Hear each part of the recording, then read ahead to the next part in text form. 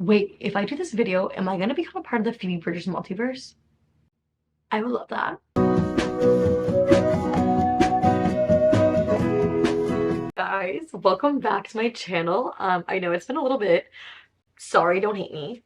For today's video, I decided to make my YouTube comeback with a completely new, never been done before original idea for you all, and that is reading like Phoebe Bridgers. Yeah, I never had one original thought in my brain. I'm gonna be so real with you guys right now. This video is probably for me more than anyone else because I will use any excuse given to talk about Phoebe Bridgers some more. Literally, my biggest goal in life is to have her scream in my face during I Know the End. I would die happy. Quickly, if you don't know who Phoebe Bridgers is, she is an amazingly talented singer and songwriter. She's also a part of a group called Boy Genius, and she has written some of the saddest songs known to man that will probably emotionally traumatize you. Phoebe also happens to be an amazing reader with amazing taste, if I do say so myself. Guys, I don't want to like flex on anyone, but we do share very similar taste in books, so that makes me delusionally believe that Phoebe and I would be best friends. So in an interview with Vulture magazine a while back, Phoebe actually shared some of her favorite books, so I chose all the books from that list. So let's talk about what we will be reading. Okay, so the first four books are actually rereads for me. I told you we had the same taste. And those are Conversations with Friends, The Idiot, In a Dream House, and Her Bodies and Other Parties. It's honestly been a hot minute since I read some of those books, so I'm really excited to see what I'm going to think of them on a reread. Plus, I am going into these rereads with like a Phoebe Bridgers lens on, just like really trying to deep dive in her perspective, you know? Oh my god, wait, I always forgot to mention the other book I'll be reading during this or listening to on audiobook, and that is December 10th. I will definitely get into what these books are about during the wrap-up portion, but for now, I am just gonna start reading, and I'll see you guys in a bit. Okay, bye for now.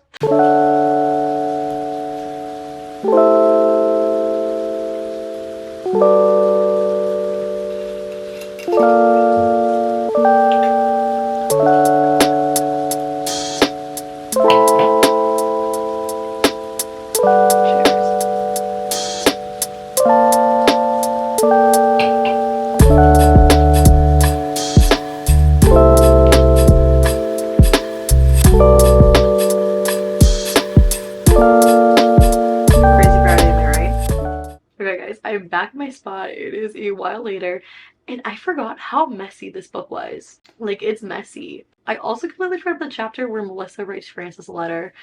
That was crazy to read again, to say the least.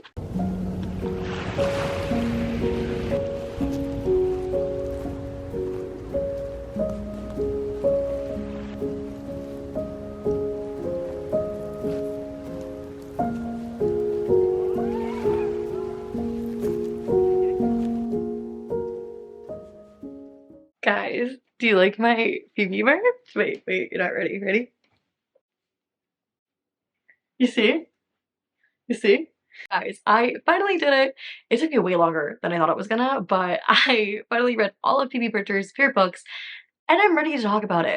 I'm just gonna get right into it because I am so excited to talk about it with all of you. The first book I read is Conversations with Friends. Let me tell you that this book is even better on a reread for me, which like normally doesn't happen. Normally I reread a book and I'm like, ew, but this one, this one came through.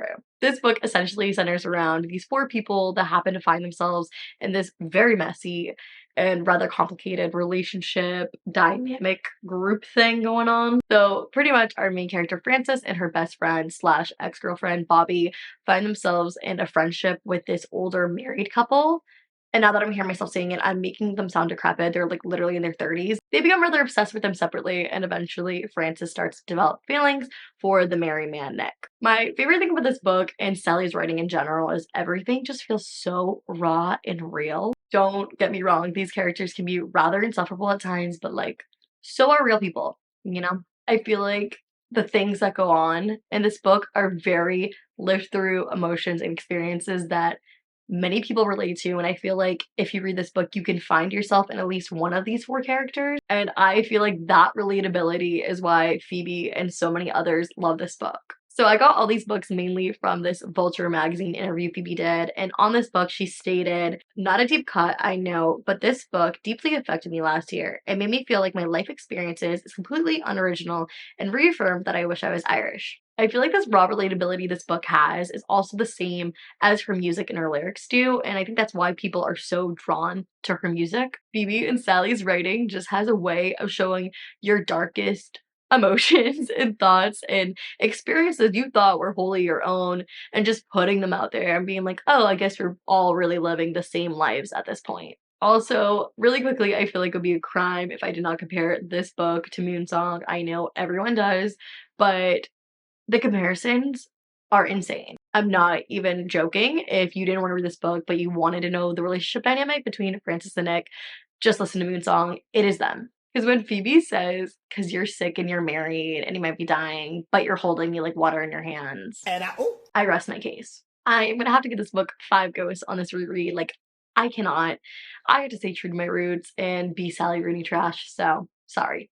So the next book I'm going to talk about is The Idiot by Elif Batuman. I relate to this title. So this is actually my 3rd reread of this book, and it just proves to me even further that Celine is one of the funniest characters I have ever read. And I mean funny in not like a try-hard way. She just naturally has a very dry sense of humor that I really get.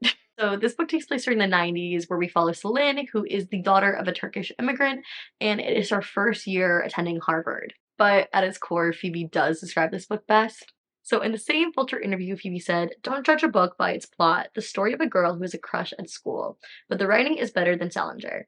I couldn't agree more. Celine could definitely be a hard character to read about during times because she makes all of her major life decisions around a boy, and that's never a good idea. But honestly, it's even worse when the man in question has the personality equivalent to a piece of white bread. Ivan is essentially Kyle from Lady Bird, but just in a different font. Honestly, even though her actions are frustrating, like very, it is really realistic, especially when you're young and dumb and have a crush on a boy. I know you keep on bringing up Moonsong, but some part of it really does remind me of Celine and Ivan. Moonsong to me is about being in a relationship with someone, even though they are treating you like shit, and you're just there because you are so in love and you're willing to accept the little breadcrumbs they are throwing at you just because you want to be close to them. And I just really feel like that's Celine and Ivan's relationship dynamic to a T. This man's not even doing the bare minimum. I think it's very clear by now. I absolutely love this book, but it definitely is not for everyone. It has the capability of driving you to insanity. It is also a very much no plot, just vibes type of book. If that isn't for you, you probably would hate this. But it was definitely a book for me, so I'm gonna give this one 4.5 ghosts, just because I like the sequel a little bit more. So the next one I'm gonna talk about is another banger, and that is Her Bodies and Other Parties by Carmen Maria Machado. This book is pretty much a collection of 8-ish, I believe, short stories with a very feminist undertones to it. It is so good.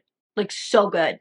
Personally, I ate up this entire collection, but my favorite short story by far is The Husband's Stitch. In my opinion, Phoebe actually describes this book best. In the same Vulture interview, she stated, "This book is horny, spooky, sad, smart, queer, funny.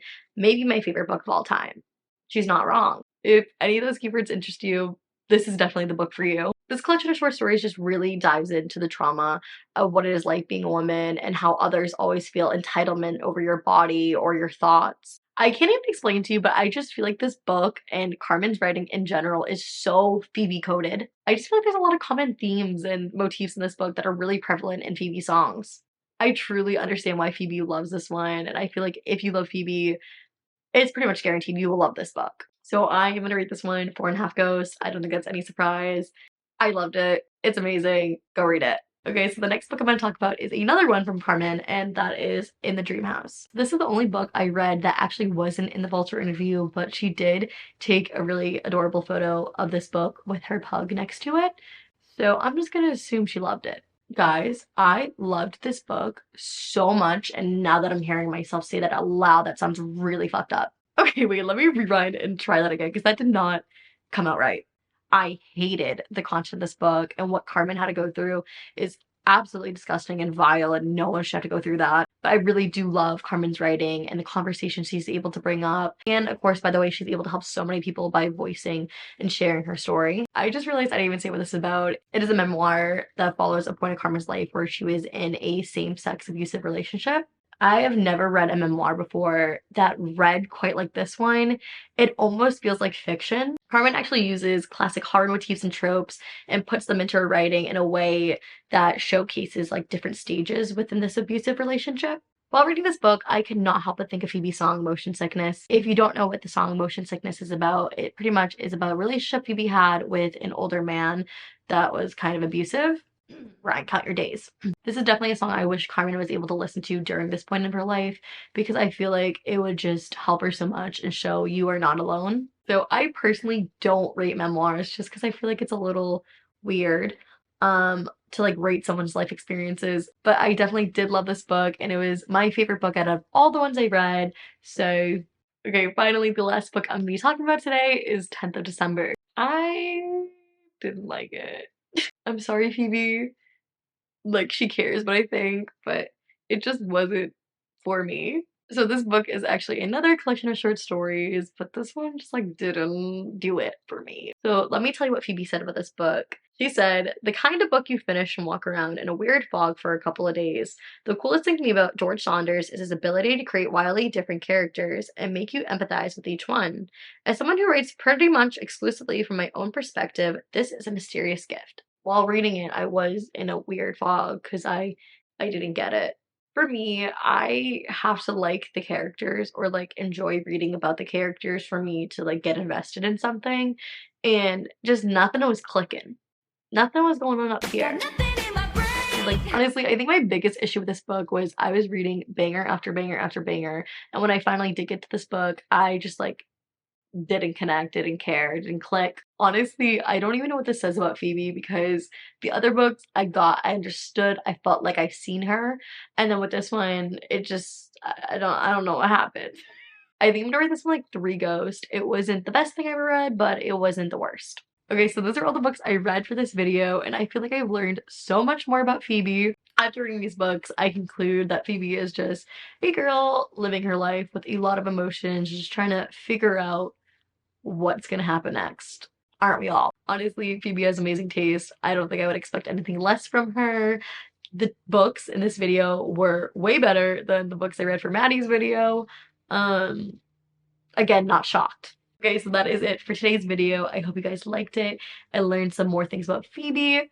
If you want to see more videos like this in the future, make sure you subscribe. Let me know who you guys want me to read books from next. I am very much prone to peer pressure, and I will probably do it. Okay, so that is it for today. I will see you next time. Bye!